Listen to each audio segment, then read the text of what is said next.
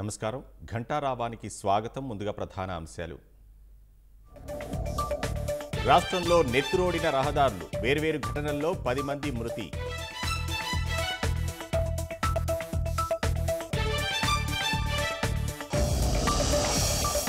వరుస రోడ్డు ప్రమాదాల పట్ల చంద్రబాబు దిగ్భ్రాంతి, బాధిత కుటుంబాలను ఆదుకోవాలని డిమాండ్.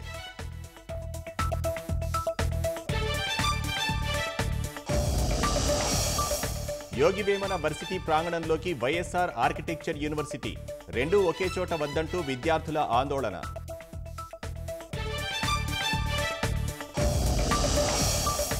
న్యూ గుంటూరు రైల్వే స్టేషన్లో వసతుల కొరత, సౌకర్యాలు మెరుగుపరచాలంటున్న ప్రయాణికులు.